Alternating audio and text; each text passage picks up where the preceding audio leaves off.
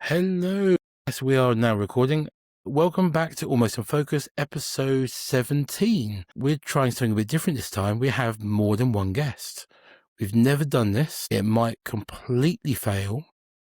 Yep, cue technical difficulties straight away. Yeah, well, that's me this week. It's normally you, it's me this time. So, makes a change.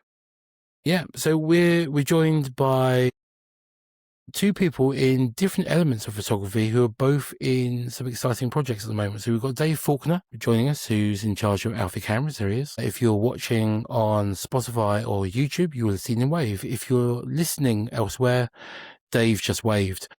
Yep. And then this is why we're called Almost in Focus. It is this chaotic. And then we are also joined by Rich. I've forgotten your surname.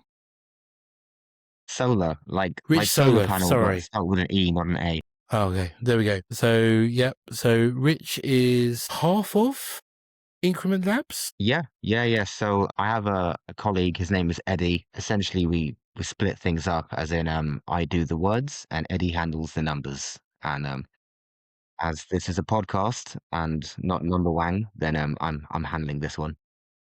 Cool. I misheard that, Rich. I thought you said I do the work, and I was waiting for you to say, and Eddie gets the glory. Eddie very much does the work. I'm just front of house. You get the fun bit. So yeah, there's always one of those in a dynamic duo. Well, yeah. I do the editing. You get all the fun, isn't that right, Toby? Yeah, exactly. Yeah, I'm the pretty one. You're the hard worker. Right. I still remember your shoes from last week, but there we go. They're popular shoes with the blind. Okay, so yeah, we'll come on to what your projects are, I guess, in a moment, but we have got a bit of a theme and we're going to try and stick to it for a change, which we've failed in the last 2 or 3 episodes. That's and the 17. theme this week is Kickstarters, or more specifically, Kickstarters in photography. Does that sound right, Toby? That's giving what me a I've blank read look? on the notes, that you did all the hard work making. There we go. Yes. There we go.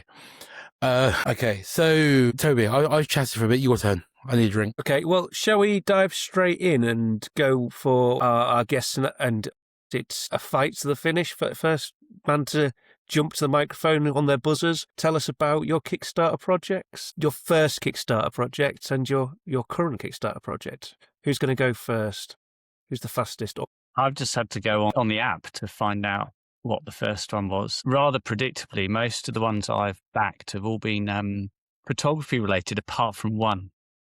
But the first one I think I backed looks like the Pinster camera. I remember this is quite fitting for you, actually, with your project. Because isn't the Pinster the little 5.4 pinhole camera which self-develops? Pinhole camera, yeah. Yeah, so it's got a lot of synergy with what we're currently doing. That's for sure. Yeah, that was the one which came with a little syringe kit, didn't it? If I remember rightly. Yeah. Awesome little bit. And one of the sort of early forays, I think, into camera being made via Kickstarter. So yeah, that's just quite an apt starting point. Yeah, no, just coincidence. Then I've had everything else has been photography related, apart from one, which is a 3D printer that's sat just over there. It's like a beast. It's super fast but super noisy. I would argue that is photographic related because you're using it to build parts for the cameras you make. Yeah, that's true. Although my son prints all sorts of stuff, so. Gotta love a 3D printer. I'd argue that if I bought a 3D printer, it wouldn't be breaking my no camera equipment rule. Well, no, but you would be printing yourself more cameras. I know you. Yeah, this is true. Well, yeah. I think that's a very fair way to go about it. It was Eddie's birthday back in November, and completely selfishly, I got all the boys to pull together to buy him a 3D printer, purely so he can start printing off watch parts for our campaigns. You know, I mean, it's a nice gesture, but also with an undertone of being selfish at the same time. So yeah, I think it's a loophole. If you're printing it yourself, you're not buying it. See? I agree. Yeah. See, the left-hand side of the screen is on board with this. It's a bit, that present for Eddie, though, it's a bit like my wife in the past has bought me like a bumper box of fancy Italian ingredients, knowing that I'm going to spend the next month cooking Italian food.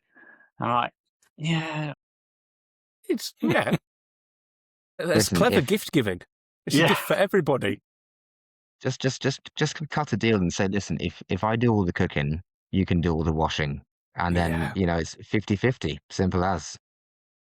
Yeah. And Maybe let's be I should honest, drop some hints. I haven't had a bumper box of Italian ingredients for a while. Maybe I should drop some hints. we should maybe Just get to leave listen to the podcast. Italian recipe cards from Waitrose or whatever lying around the house. Waitrose, could tell you're from down south. Lidl. Come Lidl on. don't do recipe cards. What about you, Rich? What was the first Kickstarter that you backed or did? Yeah. Or You know what? I'm going to come clean. This is my first ever Kickstarter experience. So I've never backed a project before. So I'm going in completely fresh. I mean, because we came with the idea of Increment Labs around 2 years ago. And last year we spent a lot of our time trying to pitch to investors because we thought we definitely want to avoid crowdfunding as much as possible. That just seems like an absolute minefield. Let's talk to some investors. And they were all saying that we're too early, we haven't got a product, we have no followers, we have no customers, no nothing. So we thought, okay, maybe Kickstarter is going to be the only option we can go with. So let's start looking at that more seriously. And it was just through that process. That's how I got introduced to Mr. Dave Faulkner on the line here, because ultimately he's the one that guided the way for us. Without Dave, I don't think there'd have been a successful Increment Labs Kickstarter campaign. Credit where credit's due. I think this is all his fault, essentially. Well, I don't want to take all the credit. I do feel I have enjoyed kind of pointing you in the right direction on a few things, but I think you would have found there's so many reasonably good how to do a Kickstarter books. I think you would have found your way to one that would have got you to success. But the one that I pointed you towards, it's quite good, isn't it? It's almost like a menu. Do these things and you will succeed almost. Yeah. It almost feels like a cheat sheet. It almost feels like I shouldn't know this knowledge. So how can I just follow this simple recipe guide? This meal guide from Waitrose, and it just comes up with this perfect thing.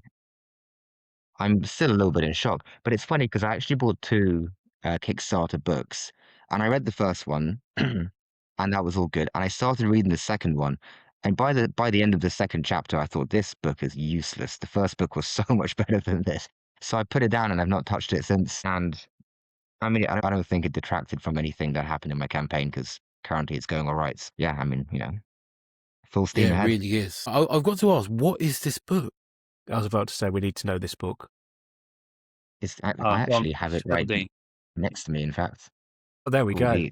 There you go, crowdfunded, and it's by an agency called Launch Boom. I mean, it's some American agency. A guy found it. His whole thing is helping startups to raise a good Kickstarter, but it kind of breaks everything down, like really simply, really easy to read, like super fast. You read like 100 pages in an hour, but it's helpful. Can't complain.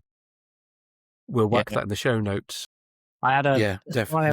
book. How to do your first Kickstarter was the book I did with my first Kickstarter, and it was good. It was quite similar to that crowdfunded one, but quite prescriptive. But it did not really cover how to promote and advertise your Kickstarter, whereas crowdfunded is very much here's the process of doing a Kickstarter, but here's how to actually push and advertise and get open doors on actually generating a lot of following before you push that launch button. And I think that's the difference there. And the nice thing about it, which I especially like, is it kind of teaches you how to advertise your product.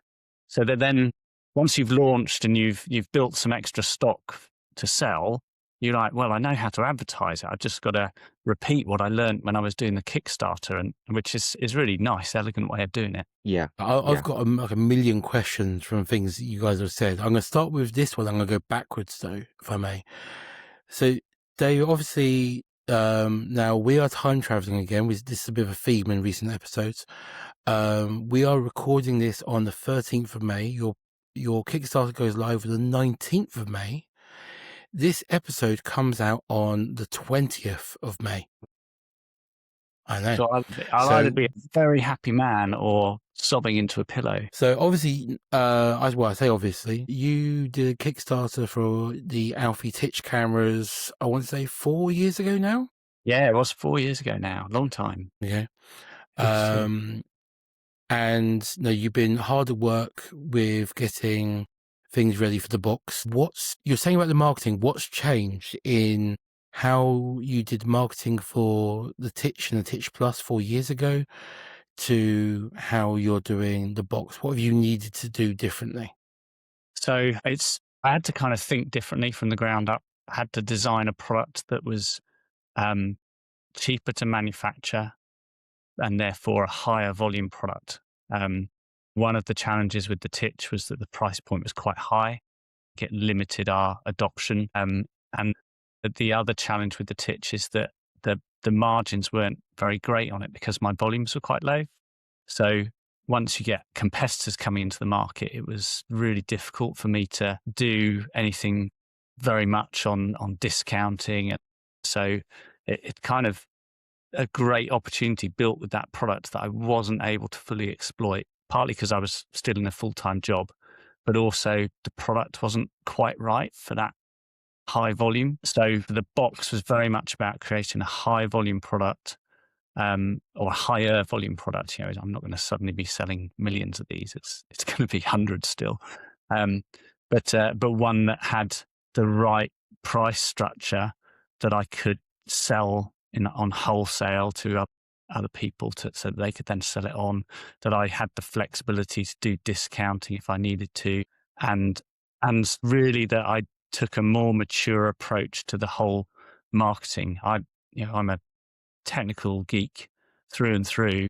The marketing is like an alien language to me. And so having to learn that and work out how to promote and advertise a product has been a really steep learning curve, essential to getting the coverage you want. If you want to sell more than just hundreds, you want to sell thousands of products, you've got to understand the marketing. Okay. Have you and found- my other question is, sorry, go on, Toby. I was just going to say, have you found having a pre-existing customer base to have been a massive help, or is it because there's such different products that's not had that translation? I think it has helped. I email. I've got an original email list from the first campaign that I still communicate with on a regular basis. They get a monthly newsletter, and at the moment, that monthly newsletter includes a lot about the new product. But I think probably what's helped more is having that track record behind us. It means that people hopefully know who we are, but if they don't, when they go looking, there's a lot of information about us out there. And I think it gives you a bit more confidence if you're thinking about pledging on a Kickstarter that, there's a company behind this that have done it before. So yeah, let's give it a go. And I think there's definitely less questions about who I am and who the company is and what we do, and more questions just about the product. That's That's interesting. quite Yeah. nice. So, go on, Tom. Yep. So, Rich, you said earlier about initially wanting to stay away from crowdfunding because you were sort of wary of the risks that come with it. What risks were you anticipating with Yeah, that's a things good like question. Kickstarter or GoFundMe campaigns or anything along those lines? It's a good question, and I don't think I had a real thought out kind of process to my decision making. I think it was more like a knee jerk reaction of, no, that seems a bit alien to me. I don't want to do that. Because like I said, our original plan was to try and we thought the way to start a company was you have an idea, you pitch it to investors, they give you a shed load of money, you build it, then you sell it and market it. And we kind of hadn't really considered that there is this whole ecosystem of new startups or people with ideas trying to crowdfund. To me, I just associated crowdfunding with, when people don't know, when people run a marathon and they send links to everyone that they know. And yeah, and it obviously is for a very good cause, but, you get just loads of oh yeah, hey, donate to my project. And to me, it always seems like a really far-fetched goal of, especially if you're raising 30, 60 whatever. It just seems like that. Like, I don't know enough people to message I would fund myself like a 30K Kickstarter. I don't know enough people. And it's because I wasn't aware of the whole process of building an audience and getting a following ahead of time, because we didn't really have a product. Well, we still don't have a product. Again, not to harp on about the book too much, but it did tell me how to advertise our idea well enough and how to get people believing in the product to get a following that will sustain you throughout the Kickstarter. So it did kind of break it down in quite a nice mathematical way. Obviously, we had to look into it before we found that out. But again, because I'd never pledged money for any Kickstarter before. So to me, it just seemed a bit risky. I mean, I was aware there were some Kickstarter projects that went downhill and people lost their money and things like that. So I was kind of peripherally aware that that can happen, but it's more so I just wasn't really used to the concept of crowdfunding. But I mean, here we are, and it seems to be working okay for now. I think more And than I definitely okay. think I more mean, people you should hit give it a go. target in what, 8.5, 9 hours? It was like 9 hours, 15 minutes, but I tell everyone it's within 9 hours just because I think it's nice. What's 15 And minutes with between friends? It's an That's impressive. 15 It's minutes all to someone semantics. starter and just gone and made a cup of tea before they've hit confirm. That's all that is. Well, Slow it's funny you bandwidth, say that's the that. problem.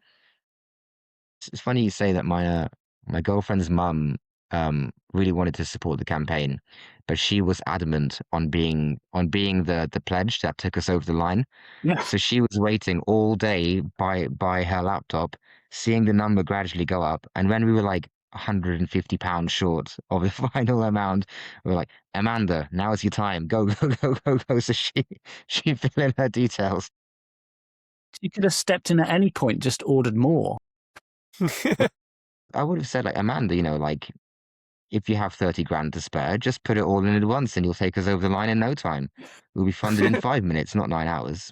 But I don't think that would have gone down too well. Really, really cool. So, okay, so we've kind of mentioned them a little bit. Rich, come on, tell us about Increment Labs. We spoke at the photography show and you introduced it to us. But yeah, for anyone who hasn't heard of your insanely fast Kickstarter, first attempt of Kickstarter, what is it? What is it that we can look forward to? Yeah, sure. The idea started around 2 years ago. It's, long story short, it's a digital watch that has a light meter integrated within it. And thinking being that photographers can use it, and as you travel around, we're aware that people don't always carry their cameras with them everywhere they go.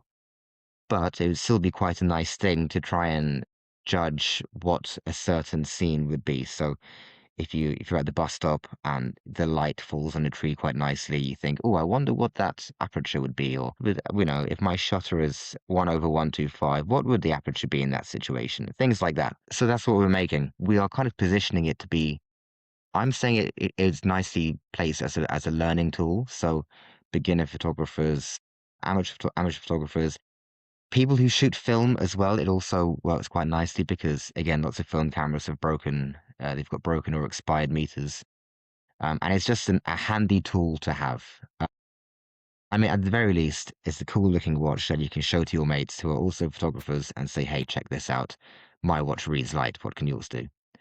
So I made this point when I first had a conversation with you. I'm going to stand by it in that I think the light meter for me is almost secondary. It's great to have a watch with a light meter on, brilliant. But for me, it's a photographer's watch that I can wear like a badge of honor on my wrist, show off to other photographers. Look at what I've got here. But also, it's like there hasn't been a watch for photographers ever. So Not like that, I think no. it's just genius from that perspective that, the gift opportunity of now buying a watch that is photography focused, and if you just, looking for a new watch, Tom, what better excuse than to get the one with the light meter on, because, you'll be able to use it when you forget your other light meter. I've backed it. I've Yeah. been there. I mean, it plays but- to, I don't know if you guys are the same, but it plays to that sort of James Bond moment of being when you're a kid and you want a watch that isn't just a watch, it's a laser. It's that. Let's be honest, men don't really grow up, and it's a gadget. It's an awesome gadget that plays to that little boy in us that goes like that with a watch and runs around with. Do you know, and I think that's what you're saying about being a photographer's watch, but it's also an awesome gadget that I think will really appeal to sort of the kinds of people who are all sat in this podcast. Yeah, I wouldn't be surprised if you have way more just general photographers, digital. You're kind of targeting it towards analog because of the light meter, but I think you'll have so many digital customers that far outnumber the analogs. It'll be this, a Leica and a Billingham bag. So that's the look. I hope so. I just need the watch and I'm done. If we're featured in the same breath as Leica, I'll be a very, very happy man. But I mean Leica make their own watches, but but they're just a watch. There's no gadget. It's just a watch with a red dot. Yeah, it's a watch with a red dot. They do have a cool thing. I think the little crown on the Leica watches. I think rather than, you know how normally you pull out the crown to adjust the hands. I think on the Leica ones, you press it in, you push in, and the crown is designed to be like a shutter release button. It's got a little red dot in the middle, which is a cool little nod. It's a cool little nod, don't get me wrong. But I mean, it's no light meter, is it? No. Just not there. I think. Sorry, God, Tom. I was going to say, Toby, you say about, we don't grow up. I just remembered being a kid, and when you're a kid, you go through the Argus catalogue, and you get to all the fun stuff at the back. I remember at one point there was a watch that had a really crappy little camera in it, and I wanted it so badly, but I couldn't afford it. My mum said that was rubbish, but it existed and it was terrible, but it was something you wanted back then. Yeah, there's a Toys R Us. I remember going to Toys R Us and staring at these watches in the aisle, and they were awful things, awful bits to tap. Was that they were gadget?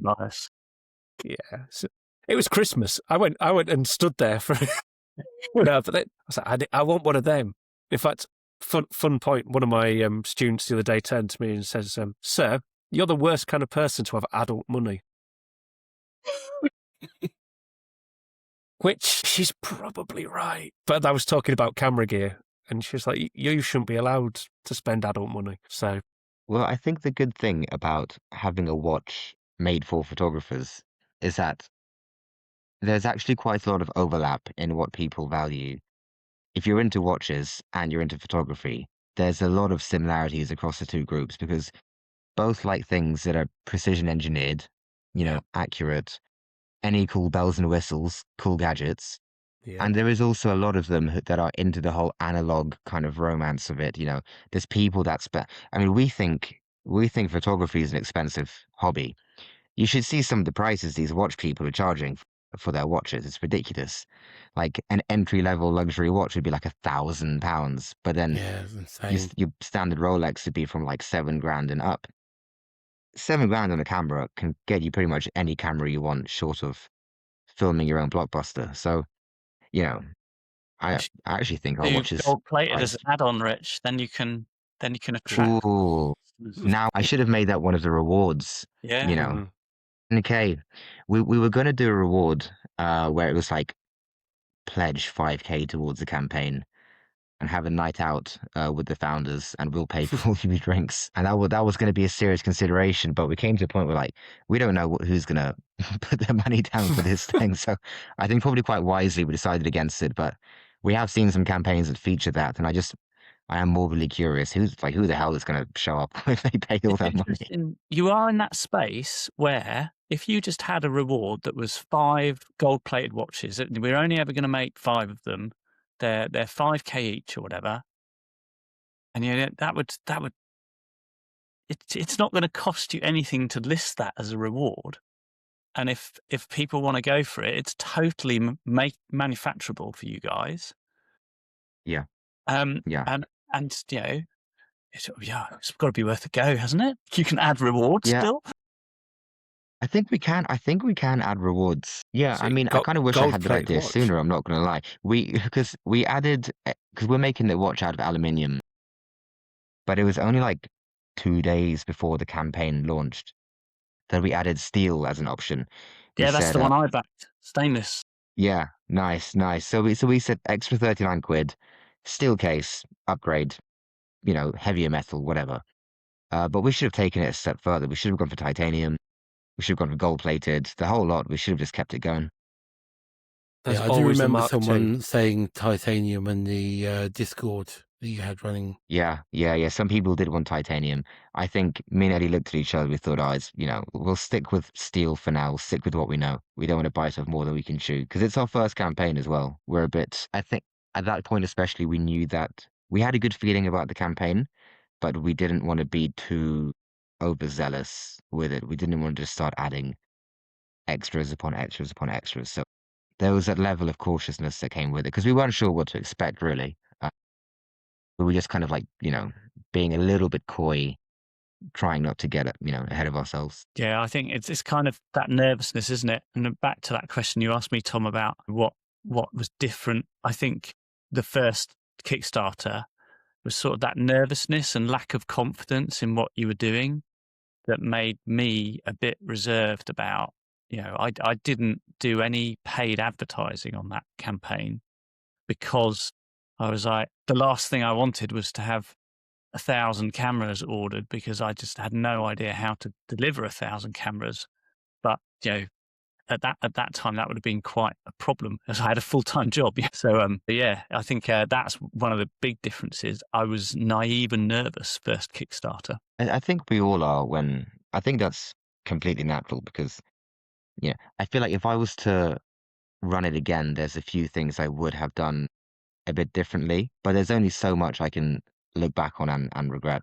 But it's just simple stuff that you don't know until you look back on it in hindsight. For example, we would have got probably higher quality models made of our prototypes, stuff that looked a bit high, like better finished off.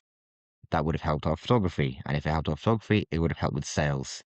We would have improved the website because currently the website, it was all made by Eddie using a free tool that we found, and he gave it his best shot, but it wasn't professionally slick as how you would with a web developer. And you know, things like that. We could have tested more types of ads to see what would have worked, but this is all just kind of things that you only realize once you've gone through it once. And now, me and Eddie know that, we said we're open to the idea of a Kickstarter again. We probably will do one for our version 2 model when we come with another one down the line. And when we come to that point, we'll have, just more knowledge, more confidence in what we can do, more experience. And we'll obviously come with a titanium gold plated model as well. But, I think it's kind of all to come. testament to the strength of the idea that actually you may not be quite as slick as some of these big players throwing tens of thousands of pounds at their Kickstarter campaigns and their prototypes and videography and all sorts. But, people want to back the underdog. They want to back something that looks like a real grassroots project because it's a more interesting story. Yeah. The story of the product that's been developed out of China, I'm thinking of things that have done really big that I've seen recently. There's like a benchtop CNC that ran over the Christmas period, Macara or something, and it exceeded $1 million or more. I think it was up to like $6 million at one point. But there's no soul behind it. They've pushed and advertised what looks to be a great product, and they've ticked all the boxes in this is how to do a large-scale Kickstarter campaign, but they haven't ticked this is the story. There's no story behind it, and yours delivers that in spades. Yeah, no, that's a good point. Because before we put our campaign live, I've been making videos on Instagram and YouTube and TikTok, just posting about the thought process and the development journey. And we'd be kind of showing it from day one, pretty much. Like, okay, we're making this thing. We're kind of deciding what material to use. We're thinking plastic, but it has these negatives. We're thinking metal, but then what type of metal? Things like that. And we take people along the journey. And I'd say that's one of the main factors that led to people being excited for it when it did release, because by that point they'd watched like, 10, 15 videos. So they had confidence that even though we are just two guys making this thing with no budget, I think, from an outsider's perspective, that would be seen as risky. But then because we've been putting everything online, people see kind of the human element of it and they think, oh, okay, cool. This is the thing I actually want to back now. Like they seem to, I've been following their journey for Yeah. months and it's something I want to put my money behind. And I think having that story element to a brand is way more important than having a big budget. I think you can, in this day and age, you can have a really good marketing campaign in the sense that you can give your story, give your personal view, show all the bumps that, happened along the way. It doesn't have to be polished, but then people will buy into that because, especially now with AI making everything look so slick and so professional, people actually want a bit of that rough, approach to that, that DIY approach to, a product and the story behind it. So, Yeah. no, exactly like you said, Dave. There are like these Chinese brands where I was looking on Kickstarter and there's like a camera that's doing really, really well. But you see some of their images and like they're already in production. Their footage is from a factory that's been pumping out thousands and thousands of cameras. So, their product's pretty much developed. They're just using Kickstarter as a marketing platform, which, Is no that bad thing, but the rewind pics? Is that the one you're referring that is to? the rewind pics. Yeah, yeah. So I saw them before they'd launched the Kickstarter. I found them, kind of stumbled across them on social media. And at that point, they did have a bit of a story behind them, but there was no face to the story. And as time's gone on, I'm like, was there ever a face to the story, or were they just another Chinese company pushing a product on Kickstarter? I'm not sure. I'd love to know, is there a face behind that story that is someone we might relate to? Yeah. It's the And I relatable men think it in would come with sheds more thing. sales, having a actual identity behind it, having a human element to it rather than just a big conglomerate investment backed, kind of platform. Yeah. Yeah, no, definitely. Yeah, as I say, it's that men in sheds thing, isn't it? If you have men in sheds making, yeah. But it is though, isn't it? It's that not homemade, but homemade, real people taking a chance, making something different. That really resonates with, like you're saying, in a world where AI is churning out whatever you need, whenever you need it. The idea of somebody going, right, I've got a plan, I'm going to go down the shed, take a cup of tea and build something really resonates with sort of quite a big part of the population. The same people who buy vinyl and buy nice watches, and it's that aesthetic, isn't it? Yeah. Yeah. Like you say, these big Chinese conglomerates don't have that. They've got all the power behind them, but not, like you're saying, that story, that face. But they could so easily do it, and it won't be long before they realise that can be part of the marketing message as well. But maybe they don't need to. They've got enough advertising power behind them. They don't need to do that human element. That's it. It's not even men in sheds. Human element. That's the professional way of putting it. I think in a way that actually I'm the one sat in my shed, and it's like typical. There's like a electronics paraphernalia behind me and all sorts of gubbins. I've got shed envy, to be fair. Have you? Yeah. Look, if I move this way, I've left the light on. That's my light, my camera tester over there. See, yeah, it's properly organised though. It's shed envy. I was before this afternoon. I was just sad. I'm feeling a bit burned out with the Kickstarter. It's been so continual on the go. You must be feeling this, Rich, as well. You don't feel like you've got any breathing space. And this afternoon, I was like, no, I need a break. And my break was to repair a few cameras. Yeah. No, I relate. I took the whole week off work before in the lead up to the launch. I took a whole week off work to get everything prepped and ready. On the day of the launch, my brain was just going at 100 miles an hour. I've never been so mentally fatigued from just staying inside all day. It's been crazy. Yeah. And then the next day, I just woke up so tired. I think the next 2 days, I was absolutely exhausted because all of my time was spent thinking about this thing and doing this thing and preparing for this thing. And then it all kind of like happened in a flash. Happened 9 hours. We hit our goal. And then I woke up next morning and it's like, wow, I've got nothing to really worry about so much. I'd like the biggest hurdle is overcome. And I think at that point my buddy just kind of like responded by being just ridiculously tired. And I thought, oh God, I need a nap. I feel absolutely shattered. Yeah, it's a bit like when you've got a holiday you're about to go on and you don't want to get ill. And so your body manages somehow to realize this and fight off all sorts of stuff. Everyone around you's got hacking coughs and colds. And then you go on holiday and relax the first day and you suddenly get ill. Yeah. We're Or on the teachers. flip side, We when you're know on it. holiday, The first day of summer holiday, every teacher in the country, it basically just gets a horrible flu and just Yeah. crawls into bed. Yeah, you get 6 weeks off, 2 of which you spend in bed, 2 of which you do what you want, and 2 of which you end up getting prepared to go back to school. It's the same every year. But yeah, there is the other side of the holidays where you're on a holiday and you feel like, right, I need to make the most of my time because I'm on holiday. You know, I'm in Spain. I've got to go enjoy myself. And then you come back and you've got work the next day and you think, oh, bloody hell, I'm actually exhausted because I've spent so much time having fun on holiday. And it's almost like you need an extra holiday from your holiday just to do nothing, do the laundry, do a food shop and everything. You can't fly back and get home and go to work the next day. It's going to ruin your next week. You need an extra holiday from your holiday. Yeah, I have found myself going, oh, this cable. this is a revenge. Tell me when you're done. He's Sorry, muted. I'm getting it very, very loud in my headphones. He's muted now. Good. How's that? That's all right. That's all right, yeah. Weird. The cat Yeah, no, chewed I was- through the cable.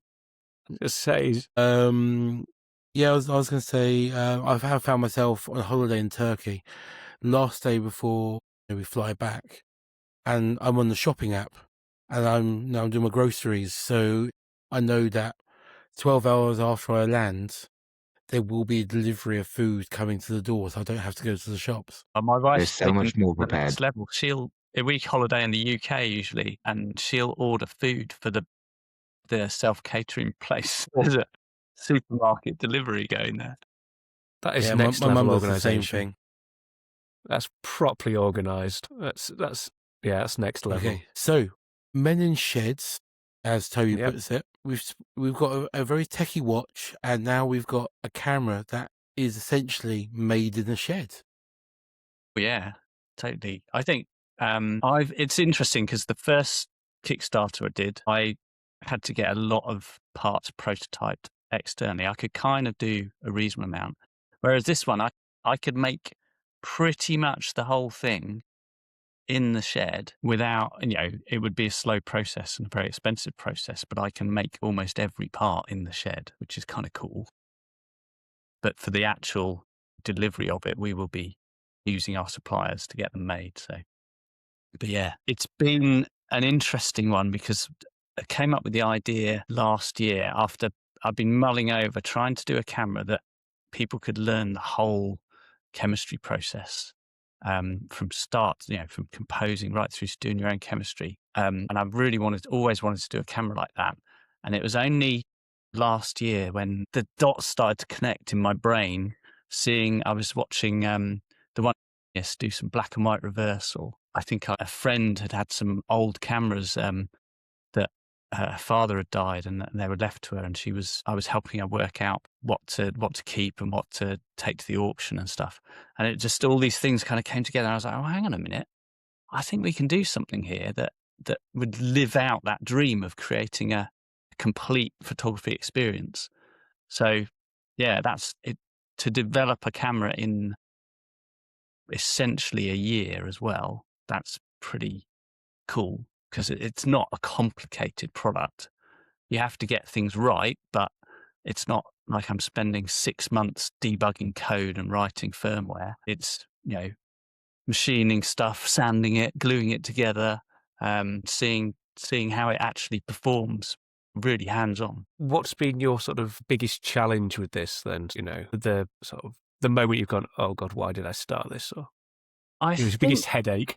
The biggest, this one hasn't yet had a, oh God, why did I start this yet? The Titch had plenty of those. But this one, the biggest challenge has probably been the chemistry, and it still continues to be the chemistry. So, you know, I know the black and white reversal, and I know that's what we're delivering with the camera, and getting the guidebook right so people have a really good experience with doing that black and white reversal is really important to me. And I was chatting with the 120th last night on Instagram, and we were discussing how, in the words of the guy who wrote The Martian, we're going to have to science the shit out of this, because there's some unusual ways that the photographic paper behaves in ultraviolet versus indoor light or reflected light that you've got to understand to get the best results. And I've got to boil that down into something really simple for people to just be able to apply. But yeah, so that's going to be fun, trying to actually work out those nuances. I mean, you can just throw my sort of rough rules out there and get pretty good results, but I want to really understand the detail so I can encourage people to get good results every time. Yeah, I think people will really appreciate that level of dedication, because you could just get out there, it works, there you go. But that's that human touch, isn't it? You want it to have a positive experience every time that someone picks that camera up. Yeah. Yeah, and that's a big difference, you know. That's your difference between the Chinese companies and yourself. Well, yeah, but I think it's kind of like customer service in a way, isn't it? Yeah. I've got that passion, and I really want my product to succeed. I know that if every 10 people using the camera, there are 2 people having trouble getting results, that has a negative impact on future sales. You know, it's important that we plug that gap, get it down to only one person struggling to get results, or even no people struggling to get results. Yeah, I mean, I think your product also fits quite nicely with what we were saying before about how, with AI making everything so easy and just, you know, at the press of a button, there is something actually quite nice about doing things the longer way and the harder way. And, you know, because it's like similar with the watch, it's encouraging people to learn manual photography. Yeah. And, you know, your camera is encouraging people to learn manual photography in a completely different sense. And there is some real kind of merit to that, I think, because I think a lot of that is lost nowadays. You know, cars are electric, you can't even change gears anymore. You know, like you don't even have to do your own shopping. You can just have it delivered to you, as Tom so nicely put it. So I think it's kind of coming back in vogue, this kind of longer, more drawn out process of something a bit more cerebral, and I think people appreciate that more. Similar to people listening to vinyl, you know, you have all the songs you can get on Spotify, but there's something a bit more special about picking out a record, putting it on a turntable, dropping the needle, and actually listening to it properly. And I think that's what your camera's doing, but with photography. Yeah, I think so. And it is, what I find really interesting is that I take lots of pictures, but I don't take many pictures for myself anymore. And yet when I go out with the box to take pictures, I can't focus on it. It completely absorbs me.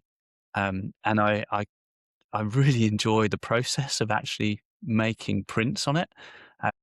And which is, for me, is like when I think I've taken something like 3,000 images on the Titch, just testing it. I'm kind of half frame photography. My brain's kind of done with that, but the process of doing the chemistry and doing it, when you teach it, Tom, you know, it's so absorbing and so engaging that I don't think that's ever going to get old. it really is. And I'm not, no, I was lucky enough to get to play with the box for a week or so last month. And even though I teach pinhole photography to students every year, and we do it with paper, there's something about working with the box and having a lens cap as my shutter release rather than, pressing a button. And I suddenly realized how much I still have to learn about photography. And it was exciting having having that moment, after teaching the subject for 15 years roughly, to go, okay, yeah, actually, I understand the technical elements of this, but actually, how long I have the lens cap off the lens, I need to be more precise and finding ways to control my exposure. Now, I wasn't using the reversal process because I don't have the chemistry, but I had great fun experimenting with doing paper negatives and then experimenting with positive paper. And finding positive paper is a whole weird beast on its own with that camera. It's trying to find... I still haven't quite worked it out, but the same image made, and they're both ISO free, but the same image made with negative paper and positive paper, the positive paper just bleaches out really, really quickly. It gets so overexposed. Everything's exactly the same. It was weird. And there's a real fine line with that paper, I think, to get an image at all correct compared to black and white traditional paper, which I think is more forgiving, actually. Well, you find Did them. you know that they fit in these tins? No, what's that? Is that like an Altoids tin or something? Yeah. Yeah, so you get these little films. So this is from Analog Held, and it's got, don't X-ray, written in loads of different languages. But it's exactly the right size Oh, for keeping your to hold prints the in. images from the box. Ah, that's interesting because because I'm doing packs of photographic paper pre-cut. Maybe I need to find a tin that's just the right size, and you can say that you've got something to keep your prints in afterwards as well. So yes, that's a negative of our scanning room at work, and I did a positive of it this morning. Nice, yeah. So yeah, it's been really fun working this way. And what I like about this is it goes right back to the origins of photography and the origins of that camera design. It's like the mousetrap cameras that Henry Fox Talbot was using to make the first negatives, and they were on paper. So I kind of like that element of it and using it, making those paper negatives the same way. Anything worth doing is worth doing the long and difficult way. It is, though. It's, we start skating around that, but you can take your mobile phone and you can take a perfect picture, but you'll never look at it again. And you'll never print it off and put it in a little tin. But, shooting something with that, you will go and look at that little tin. And with the watch, you will go and use that watch because it's a process. You're getting involved with it and make something and do something physical. In an almost entirely digital world, both these products kind of take you back to doing things, I'm going to say properly, and then do that. Doing them the hard way, but in a good way. That was my deep thought, sorry. It's more rewarding, There's isn't one it? every episode. Yeah. Got Toby's deep thought, yeah. We need a theme tune for it. But yeah, it's more rewarding. You've achieved something. If you take a good picture with a good digital camera that does everything for you, there's no sense of achievement because it's done 75% plus of the job. If you do it with a camera that is a literal box with a lens on the front, you are definitely involved in that process. You have made it happen. It makes it art rather than just a picture. I think with both the projects, so the Light Meter Watch and the Alfie box, what really makes them work, I think what keeps people wanting to follow the Kickstarter, join your VIP pre-launch group, I don't really know what you call that, it's that little attention to detail. So with the watch, the backlight being something that's going to be safe for me to wear in my darkroom, that's a huge thing for me. For some people it might be a bit of a gimmick, but I always have to either take my watch off or put it on to theatre mode, so there's no risk that fogging my paper. So being able to actually see what the time is conveniently in my darkroom, I love that. What was it? Yeah, it was with the box. When I borrowed it, I didn't realize until you sent it to me that the 100mm lens fits perfectly inside the camera when reversed. So that's just that compact nature of it. If it was like a millimeter too long, it wouldn't fit. It's just absolutely perfectly aligned. And it's those little details that I think that really make the projects work. And it is that, it's that attention to detail and care that we keep talking about.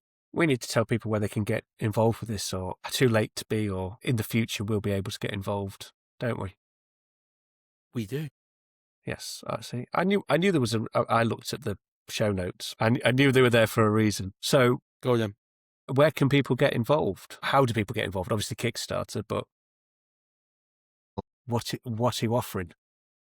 I'll go first as my campaign is live, maybe. Yeah. Yeah. You can find us on Kickstarter. Just type in, well, our company name is Increment Labs. The official product name is the LMW V1, Light Meter Watch version 1.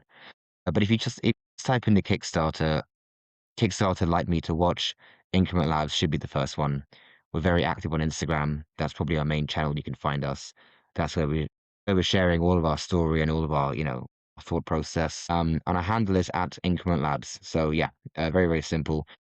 Our campaign is running until June the 5th. We probably will keep it open for a little bit longer. So it's not going to just shut off once that hits. We're going to keep it live for a bit longer. At this point of filming, it is available for 119, but grab it while stocks last. At some point, it will go to £129.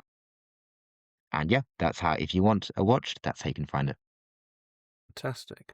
Yeah, because I'm following you religiously, I check every day. So I just search for light meter, and you're the first one. You might be the only light meter on Kickstarter at the moment. So yeah, when this goes out, I'll be live as well. So the way to find us and back us on the Alfie box is to go to Kickstarter as well and just search for Alfie box with 2 X's. I think if you just put in BOXX, you'll find us as well. It should be surprised if there's anything else with a similar name live at the same time. But we've also got, if you're just interested but not sure about backing, take a look on YouTube. We've got a YouTube channel, and we've been sharing sort of behind the scenes R&D videos of how we've been developing the product. So you can get a bit more of an insight into the story. And of course, we've got the website as well with our existing Titch products as well, which is just alfiecameras.com. Well done, Of course, both of we'll put you. links to everything on the show notes for this as well. So if you want to make it really, really easy, just scroll down and click. So I think it's really just to say thank you to both of you. Or just let's say thank you for both of you. I am here. Yeah, well done. Honestly, we're professionals, This is a professional podcast. Grow up. Anyway, thank you very much to both of you for coming on Almost in Focus, and we really appreciate your time. Also, it was great to meet both of you for the first time for me, and Tom, you've met everyone a little bit more than me at NEC. Good luck with best luck with all your projects, really. Thanks very much. It's been good. Thank you. Thank you. Cheers. Appreciate it. Thanks for having me.